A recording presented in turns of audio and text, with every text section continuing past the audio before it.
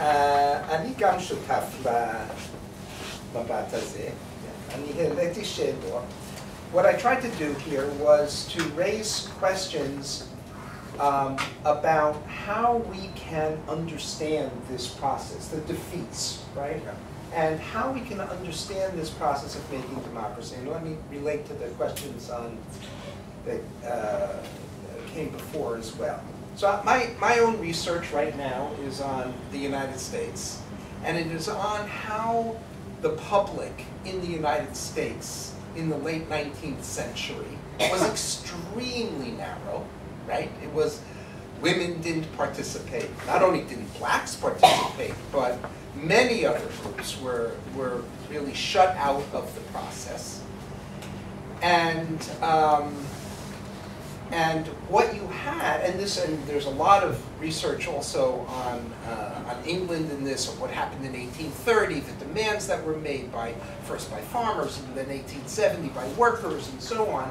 That is how the public gets expanded so that the voices are actually listened to and are part of the public discourse. When does that happen? How does it happen?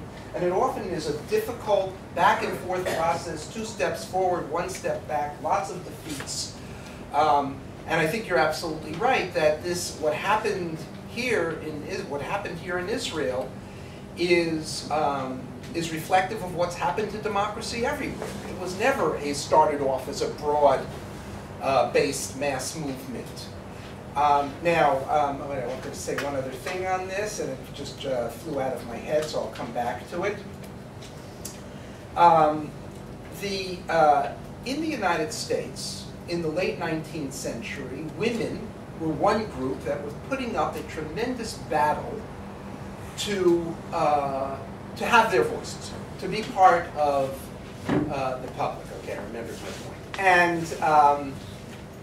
And this battle that they had took place on 2 levels. There were the well-to-do women, the bourgeois women, who had all kinds of organizations to help the working women who were coming from the countryside and working in the factories in the cities.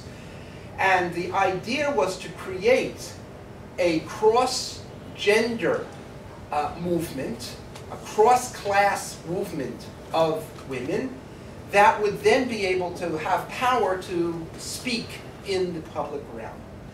The difficulty is that most of the perspectives we have here are from those women. They were doing a lot of good. These women in Israel, who were helping we were doing tremendous good, but their perspectives were quite different, and there were a lot of tensions between them and the working class women. They both learned from each other in interesting ways. The working class women learned what kind of civic behavior they needed to be taken seriously, how to dress, how to eat right, hygiene, all these sorts of things. And the upper class women were learning from the independence of the poorer women who were coming without their families, without their fathers, and without their husbands to work in the city, and were very independent in that sense. So there was, but you want to get the views of both of them and to try and recapture. And I know how difficult that is to recapture them.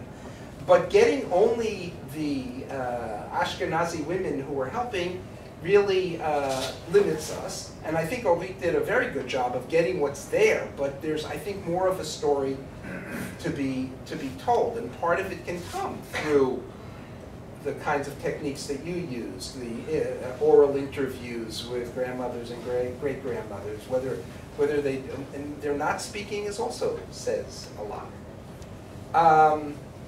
So my other point that I wanted to make here was, in the United States, you had what I call liberal exclusivity, which means there was a liberalism, a liberal doctrine that everybody is equal, that everybody has a vote, that everybody is part of the game.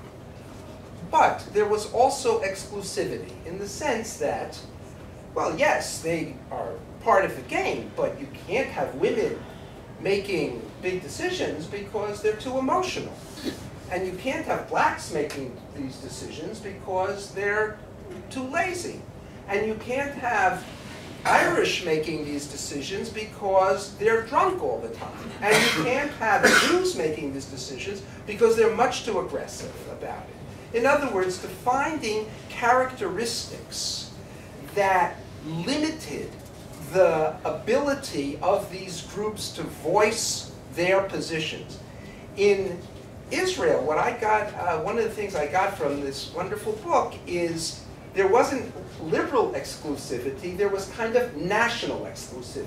That is, a view of which, of course, we're all Jews, we're all, the general aliyah is good, but we can't have these people's voices being heard in the same way that our voices are heard because they lack, they're barbarian, they lack all civility.